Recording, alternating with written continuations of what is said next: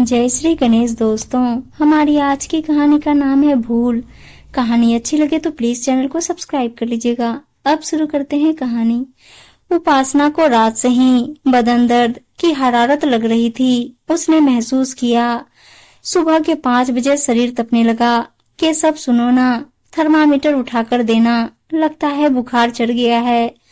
पास में सोते पति से बोली, क्या है, सुबह की नींद खराब मत करो। बेरुखी से करवट लेते हुए बोला, उठो ना, मुझे बहुत कमजोरी लग रही है।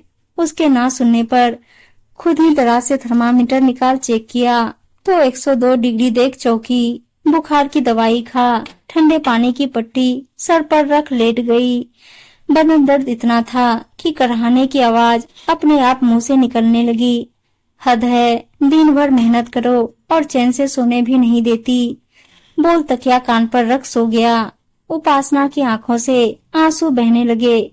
सोचा कैसे पत्थरदिल लोग होते हैं।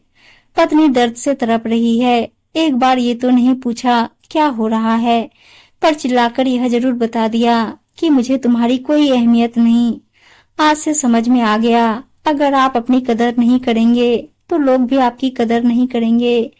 मगर इस बार घर पर दवा और घरेलू नुस्खे नहीं लेगी, डॉक्टर की जांच जरूर करवाएगी।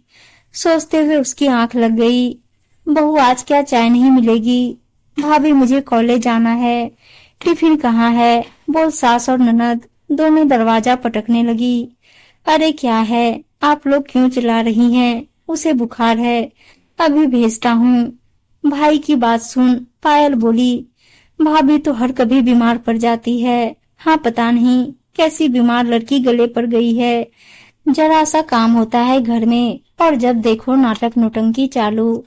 उपासना सब सुन चुकी थी, पर हिम्मत ही नहीं हुई कि उठकर रसोई तक पहुंच सके। फिर कुछ देर बाद धीरे से उठकर रसोई में पहुंची। चाय नाश्ता बन चुका था, पर उसके लिए न चाय थी न नाश्ता। थे तो सिर्फ जूठे बर्तन, वो भी प्लेटफॉर्म पर बिखरे पड़े थे। चाय का पतीला गैस पर ही पड़ा।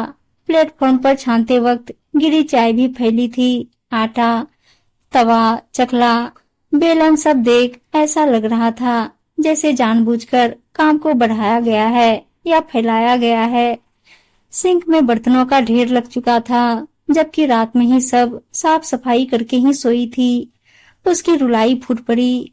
मायके में कैसे वो जरा सा छींक देती थी तो मम्मी पापा हाय तौबा मचा देते। बिस्तर से नीचे नहीं उतरने देते थे। जूस, फल, सूप सब अपने हाथों से पिलाते।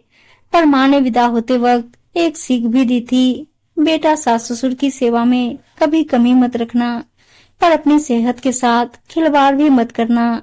वहाँ हम नहीं होंगे, इसलिए अपना ध्यान स्वयं रखना। पर कहाँ रख पाई अपना ध्यान, करती रही सेवा। यही बड़ी गलती थी उसकी। बहू, 12 बजने आए, अब उठी हो? माँ जी, मेरी तबीयत खराब है। अरे ज्यादा आराम करोगी तो तबीयत खराब तो होगी ही।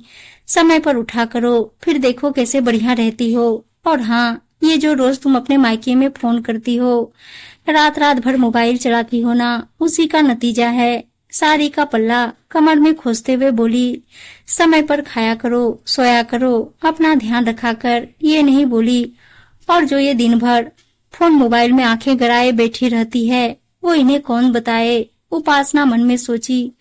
अच्छा, वो सब फालतू बातें छोड़ो बहू। दाल, चावल, भिंडी, रायता, रोटी, दोपहर के खाने की तैयारी कर लो। सादा खाना बना लो, ज्यादा देर नहीं लगती। और शाम के लिए मलाई कोफ्ता, दही बड़े, इमली की चटनी, और तुमसे पूरी तो बनेगी नहीं। प्याज के पराठे सेक देना, देर ही कितनी लगती है, सब झटपट बन जाता है। माँ जी, इतना सब शाम को खाने के लिए क्यों? बहू, मेरी बहन आ रही है, तुम्हारी शादी पर नहीं आ पाई थी। जीजी की बाईपास सर्जरी हुई थी, इसलिए अब आ रही है। तुम अच्छे से तैयारी करना। कहते हुए पड़ोस में टहलने चली गई। उपासना केशव की शादी को साल भर होने आया। घर में सास ससुर, एक छोटी ननद। पायल को देख उसके पिता ने सोचा, छोटी फैमिली है, उपासना को परेशानी नहीं होगी। लेकिन देवकी जी के घर आए दिन उनके मायके वाले आते रहते, कभी उनकी 3 बहनों में से कोई, तो कभी और 3 भाई में से। बड़ा परिवार है उनका, तो कभी कोई बच्चे पेपर देने के बहाने कस्बे और गांव से चले आते। फिर करते रहो रहने खाने की व्यवस्था। कुछ दिन पहले उनके भाई भाभी आकर गए थे, जो 15 दिन तक खातिरदारी करवा कर गए थे। सासू जी बहुत तेज है। ससुर जी चुपचाप बैठे तमाशा देखते रहते, क्योंकि उनकी चलती नहीं थी। तभी से उपासना को बराबर कमजोरी और बुखार आ रहा था, पर घर के और सास के दबाव में दवाई खा चुपचाप काम करती रही। लेकिन अब बस बहुत हुआ। सासू माँ पति को कभी समझ नहीं आने वाला कि वो भी एक इंसान है, मशीन नहीं। कुछ सोच दोपहर का खाना बना, शाम को चुपचाप कहीं निकल गई। देवकी जी शाम 5 बजे रसोई में कुछ हलचल ना होते देख चिल्लाने लगी, पायल देख तो तेरी भाभी कहाँ है? खाने की कोई तैयारी भी नहीं करी। अंजू मौसी कभी भी आती होंगी, भाभी कमरे में नहीं है। फोन भी कर रही हूँ, उठाती नहीं। इतने में अंजू जी पहुँची। और देवकी कैसी हो? बढ़िया हूँ दीदी, आप हाथ मुंह धोकर बैठो, मैं चाय नाश्ते का प्रबंध करती हूँ। दोनों माँ बेटी की भागम भाग देख अंजू जी पूछ बैठी, तेरी बहू कहाँ है? जीजी वो बाजार गई है, अभी आती होगी। देवकी जी बात संभालते हुए बोली। इतने में उपासना भी आ गई।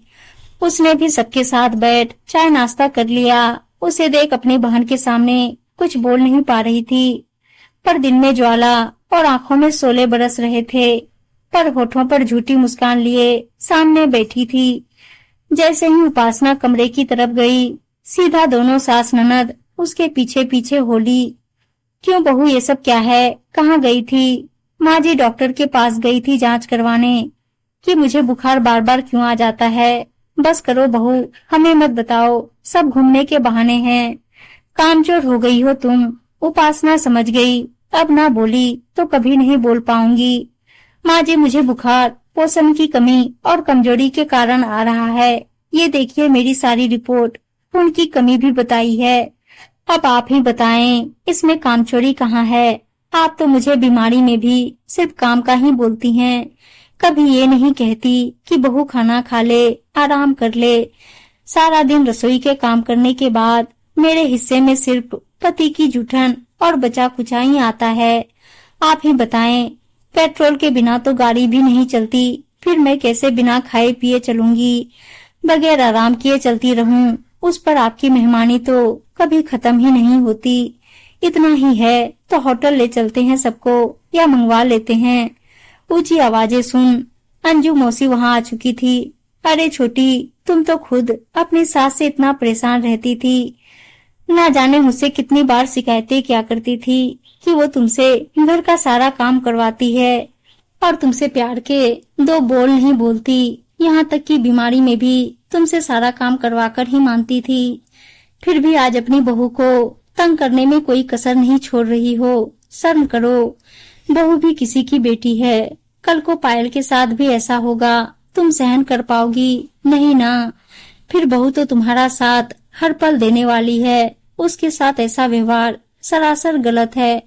आगे तुम अपना बुढ़ापा ही बिगाड़ रही हो। ऐसा करके अपनी बहू को इंसान समझो, ना कि मशीन।